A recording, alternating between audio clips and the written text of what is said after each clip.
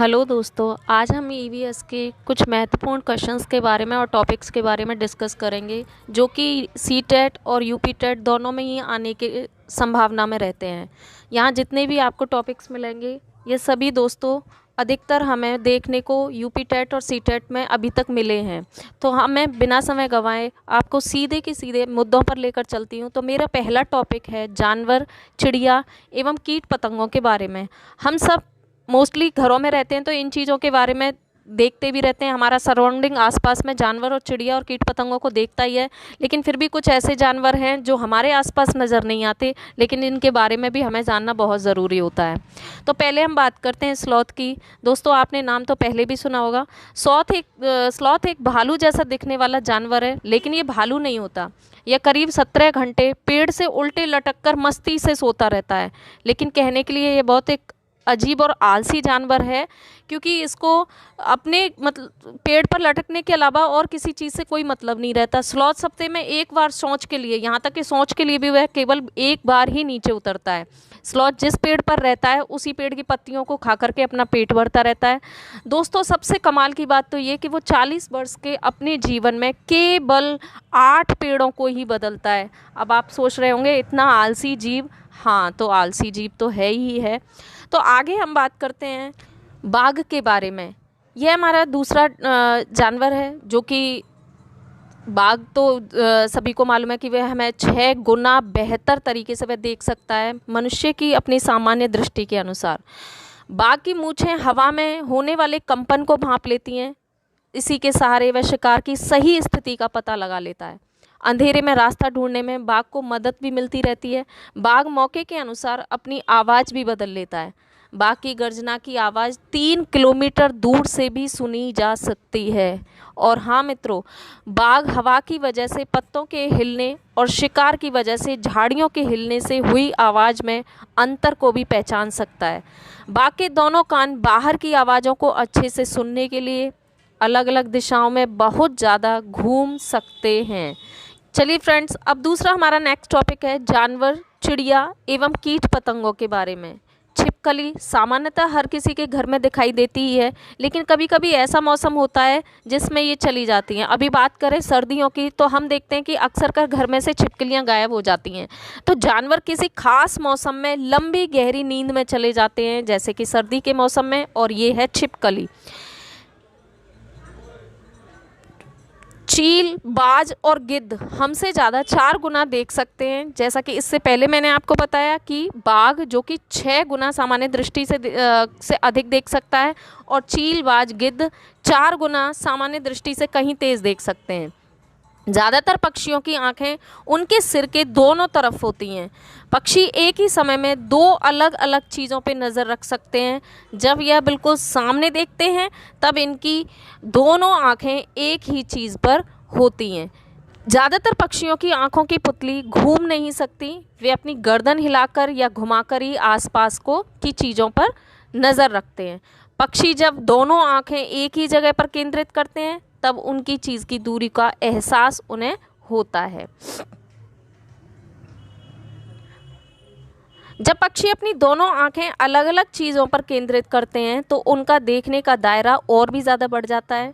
तो यह रहा पक्षियों के बारे में मित्रों। अब हम बात करते हैं चींटियों की। चींटियां चलते समय ज़मीन पर कुछ ऐसा पदार्थ छोड़ती हैं जिसे सूंघकर पीछे आने वाली चींटियों को भी उसके आगे वाली चींटी के रास्ते का पता चल जाता है। मच्छर और चींटियां तो ऐसी जो सामान्यतः हम हमेशा अपने आसपास देखते ही हैं मित्रों। तो मच्छर हमारे शरीर की गंध, खासकर हमारे पैरों के तलवे की गंध को सूंघकर हमें ढूंढ लेते हैं। मच्छर हमारे शरीर की गर्मी से भी या हमारे शरीर के टेम्परेचर को भी पता करके हमें ढूंढ लेते हैं। मित्रों, सड़कों पर भी कुत्तों की भी अपनी एक जगह बनी होती है। कुत्ता एक दूसरे के मलमूत्र की गंध से यह जान लेता है कि उसके इलाके में कोई कुत्ता बाहर से आया हुआ तो है या नहीं। रेशम के कीड़े की बात करें तो रेशम का कीड़ा अपनी मादा को उसकी गंध से कई किलोमीटर दूर से ही पहचान लेता है। यह माना जाता है कि दिन में जागने वाले जानवर कुछ रंग देख पाते हैं और रात में जागने वाले जानवर हर चीज़ को सफ़ेद और काली ही देख पाते हैं। मित्रों, यह एक क्वेश्चन भी बनता है और यहाँ से आने की संभावना भी रहती है कि रात में जागने वाले जानवरों को दिखाई देने वाली चीज़ का कलर कैसा होता है, रंग कैसा होता है, तो आपका सफ़ेद और काला। सांप के बाहरी कान नहीं होते, ये हम सबको पता है, और उसके जो सुनने की जो कैपेबिलिटी है या सक्षमता है वह उसके कंपन पर निर्धारित होती है, तो वह कंपन के ज़रिए अपनी आवाज़ को, बाहरी आवाज़ को सुन पाता है। हमारे देश में कई प्रकार के जानवर और सांप, कीट, पशु पक्षी मिलते हैं। तो सांपों में अगर बात करी जाए तो 4 तरीके के हमारे भारत देश में जहरीले सर्प हैं, और इनके नाम हैं जो कि नाग, करैत, दुवैया और बफाई। मित्रों, यह लाइन बहुत ही इंपॉर्टेंट है जो मैं अभी पढ़ने वाली हूँ, आप सुनने वाले हैं। सांप जब किसी को भी काटता है तो उसके 2 खोखले जहर वाले दांत से दूसरे व्यक्ति या जानवर के शरीर में वह जहर चला जाता है। सांप के द्वारा काटे हुए व्यक्ति को सीरम नाम की दवा दी जाती है। आप देख रहे हैं मित्रों, और आप अच्छे से इसको पढ़ के और नोट डाउन भी कर सकते हैं कि सांप के द्वारा काटे जाने पर व्यक्ति को दी जाने वाली दवाई का नाम, चूँकि यह सांप के जहर से ही बनाई जाती है। जंगल में ऊंचे पेड़ पर बैठा लंगूर पास आती किसी भी मुसीबत के बारे में, जैसे कि शेर हुआ या चीता हुआ, इसके लिए एक आवाज़ को निकालता है, जिससे वह अपने साथियों को भी यह संदेश पहुंचा देता है कि वो भी अलर्ट हो जाएं। मछलियां खतरों की चेतावनी के लिए एक दूसरे को बिजली की तरंगों से जानकारी पहुंचाती हैं। पिचर प्लांट, दोस्तों इसे नेफेंथीज भी कहते हैं। यह एक विशेष प्रकार की अपने अंदर गंध छोड़कर कीड़ों को अपनी ओर आकर्षित करता है और उनका शिकार कर लेता है। मित्रों, यह एक ऐसी गंध को छोड़ता है जिससे कि कीड़े मकोड़े आकर्षित होकर के इस घड़े में अपने आप आकर के अंदर अट्रैक्टिव हो जाते हैं, और वह ऊपर से इसे कवर करके उन्हें अपने अंदर ले लेता है। कुछ जानवर तूफान या भूकंप आने से कुछ समय पहले ही अजीब सी हरकतें करने लगते हैं, या हम ये कहें कि उनका सेंस ऑफ ह्यूमर जो 6 वाला है वो काम करने लगता है। जंगलों में रहने वाले लोग समझ जाते हैं कि कुछ ना कुछ अनहोनी घटित होने वाली है। मित्रों, मानव से ज़्यादा जानवर इस चीज़ में बहुत ज़्यादा कैपेबल होते हैं कि वे आगे आने वाली जो भी घटना होती है उसे बहुत पहले ही भांप लेते हैं। सन 2004 में आप लोगों के द्वारा सुना हुआ एक सुनामी का बहुत बड़ा हादसा, जिसके बारे में जानवरों को पहले से ही इसकी अजीब सी घटनाओं के बारे में अपने आप स्वतः पता चलने लगा। जैसे कि आपको पता होगा कि समुद्रों में रहने वाली मछलियां अंदर के कंपन को महसूस करने लगीं। उनके द्वारा दी गई चेतावनियां, आवाज़ों का अंडमान की खास आदिवासी जनजाति इस बात से समझ गए और उन्हें पता चलने लगा कि कोई ना कोई बहुत बड़ी आपदा आने वाली है, जिसके कारण उन्होंने इस इलाके को खाली कर दिया। मित्रों, अब हम जानते हैं डॉल्फिन के बारे में। यह एक अलग तरह की आवाज़ निकालने वाला वाटर एनिमल, या हम कहें कि जलीय जीव है, और एक दूसरे से ये लोग बातें भी करती हैं। वैज्ञानिकों का मानना है कि इन जानवरों की अपनी पूरी एक भाषा होती है। धरातल एवं जगह और देश की जानकारी। मित्रों, कुछ खास इंपॉर्टेंट क्वेश्चंस या टॉपिक जो आपके सिलेबस में हैं और पूरी आने के चांसेस भी होते हैं। तो सबसे पुराना जिम कॉर्बेट नेशनल पार्क जो कि उत्तराखंड में है।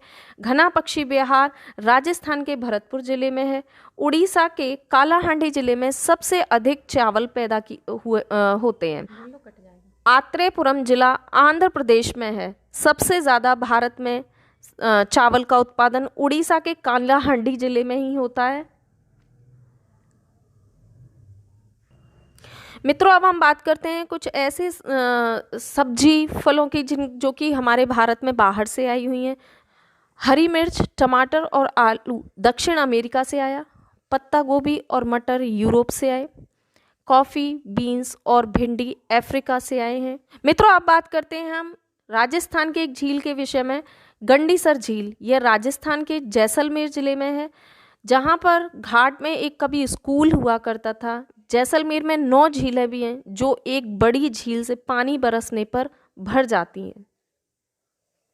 जैसलमेर में बहुत कम बारिश होती है, साल में 1-2 बारिश, या कहो कि साल में एक भी बारिश न हो। मित्रों, जैसलमेर में जैसे कि पानी की कमी के कारण वहाँ की झीलों को बारिश जब होती है तो उनको लबालब भर लिया जाता है। जब वे पूरी भर जाती हैं तो वहाँ के लोग इस खुशी में उत्सव मनाते हैं और उस झील की भरने पर पूजा करते हैं। जैसे उत्तराखंड में मानो नई दुल्हन आने पर उसकी पूजा की जाती है। मृत सागर, जो कि सबसे ज़्यादा खारे पानी का सागर बोला जाता है। मित्रों, मृत सागर का पानी सबसे ज़्यादा खारा होता है। मृत सागर समुद्र तल से 418 मीटर नीचे दुनिया का सबसे निचला बिंदु कहा जाने वाला सागर है। इसे खारे पानी की सबसे निचली झील भी कहा जाता है। मृत सागर के 1 लीटर पानी में 300 ग्राम तक का नमक मिल सकता है। मृत सागर के पानी का घनत्व ज़्यादा होने के कारण सबसे बड़ी बात कि लोग उसमें डूबते नहीं हैं और उसकी सतह पर ही तैरते रहते हैं। दोस्तों, अब बात करते हैं हम नए टॉपिक की, बीमारियां और उनकी कुछ औषधियां। मलेरिया एक कोशिका वाले पैरासाइट्स यानी परजीवी से होता है, जिसे प्लाज्मोडियम भी कहते हैं। मलेरिया के परजीवी का वाहक मादा एनीफ्लीज मच्छर है, जिसके पंख गहरे और धब्बेदार होते हैं। मित्रों, मलेरिया बुखार में हमेशा कपकपी और ठंड जैसा लगने लगता है। मलेरिया की दवा को सिनकोना के पेड़ की छाल से बनाया जाता है। That's a very important lines, आप चाहें इसे नोट डाउन कर सकते हैं। मित्रों, लोहा या आयरन हमें गुड़, आंवला और बहुत सी हरे पत्तेदार सब्जियों से भी प्राप्त होता है। दोस्तों, हम बात करते हैं मक्खियों की। मक्खियों में कई तरह की बीमारियां होती हैं। शैवाल एक तरह जलीय पौधा होता है जो कि बरसात के मौसम में होता है। रोनाल्ड रॉस ने सबसे पहले यह बताया कि मलेरिया मच्छरों से फैलता है। अन्य कुछ महत्वपूर्ण जानकारियां मैं अब आपको देना चाहूँगी। सपेरों को कॉलबेलिया भी कहते हैं। नाग गुम्फन, एसिड डिज़ाइन, रंगोली, कढ़ाई और दीवारों को सजाने के लिए सौराष्ट्र, गुजरात और दक्षिण भारत में प्रयोग किए जाते हैं। मित्रों, कालबेलिया नाच में सांप जैसी मुद्राएं होती हैं। तुम्बा, खंजरी, बीन आदि सूखी लौकी से बनाए जाते हैं। चलिए दोस्तों, अब हम कुछ महत्वपूर्ण और भी ऐसे शब्द जो कि किसी भी राज्य से रिलेटेड होकर के हमसे पूछे जाते हैं। तो भारत में विभिन्न प्रांतों में आम पापड़ को अलग अलग नाम से जाना और पुकारा जाता है। हिंदी में अगर देखा जाए तो उसे हम अमावट बोलते हैं, तो वहीं बंगाली में लोग उसे आम सोट्टो से नाम से जानते हैं। आसाम में इसे आमटा के नाम से और तेलुगु में इसे बामिनी तांद्रा के नाम से जाना जाता है। और वहीं मित्रों, मराठी में इसे अम्बा बड़ी के नाम से जानते हैं। स्वाद और पाचन के बारे में कुछ और इम्पॉर्टेंट टॉपिक्स हैं जो मैं आपके सामने रख रही हूँ। हमारे पेट का तापमान 30 डिग्री सेंटीग्रेड होता है। हमारे पेट में पाए जाने वाला रस अम्लीय होता है। उड़ीसा में अधिक चावल उत्पादन के बावजूद भी वहाँ के बहुत से लोग गरीब हैं। मित्रों, कुछ घरेलू जानकारियाँ जिनके बारे में सीटेट में अधिकतर क्वेश्चन पूछने को आते हैं कि कांच के जार या बोतल में अचार रखने से पहले अच्छी तरह इस कांच की बोतल को सुखाया जाता है ताकि उसमें किसी प्रकार की नमी न रह जाए, वरना अचार खराब हो जाता है। बेल्फ्रो सैंडल में खुरदरा सा एक हिस्सा है जिसको पहनने के बाद चिपकाया जाता है। इसका आविष्कार जॉर्ज दे मैस्ट्रल ने 1948 में किया। उनको यह विचार कांटों वाले बीज से आया। मित्रों, पौधे कभी घूम नहीं सकते, लेकिन फिर भी हम देखते हैं कि आसपास हमारे चारों तरफ पौधे ही पौधों की संरचना तैयार हो जाती है। तो इसका रीजन, परंतु इनके जो ये बीज हैं ये बहुत लंबी यात्रा करते हैं। मित्रों, पौधों के बीज कपड़ों के साथ चिपककर, पानी के साथ बहकर या फिर हवाओं के थ्रू जाकर के अपनी यात्रा को करते रहते हैं। सोयाबीन की फली पकने पर फूट जाती है और उनमें सोयाबीन के बीज निकल आते हैं।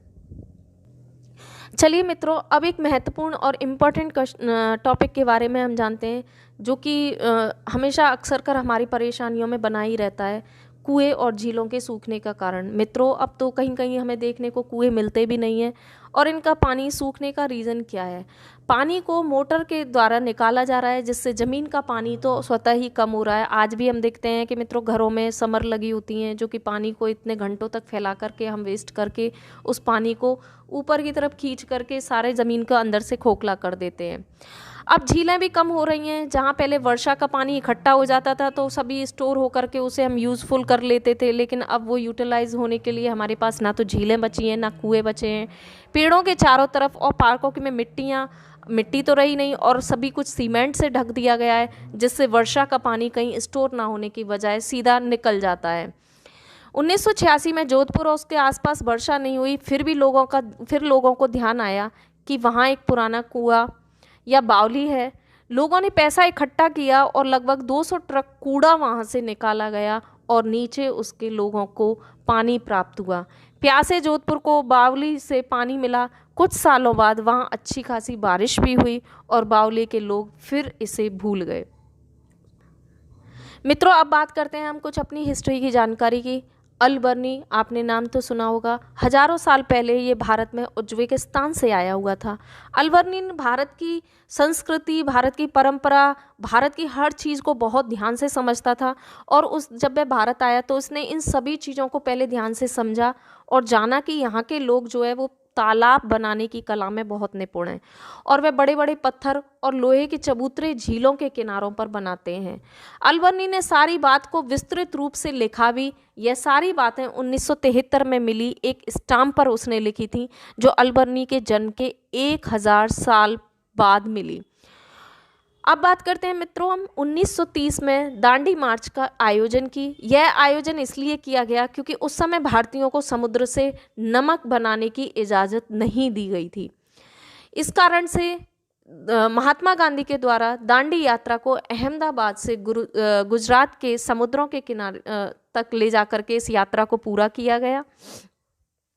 दोस्तों, हम बात करते हैं हम ज़मीनी रास्ते और वहाँ चलने वाले साधन, जिन्हें हम ट्रांसपोर्ट भी कह सकते हैं। ऊँट गाड़ी। राजस्थान में एक स्थान से दूसरे स्थान पर आने जाने के लिए ऊँट गाड़ी का प्रयोग किया जाता है, जो कि रेत में बड़ी आसानी से चल सकती है। मित्रों, अब बात करते हैं हम ट्रॉली की। यह एक लकड़ी से बना हुआ झूला है जो लोहे की रस्सी पर लगी होती है और पुली की मदद से इस रस्सी पर यह सरकता है। 4-5 बच्चे इसमें बैठ सकते हैं।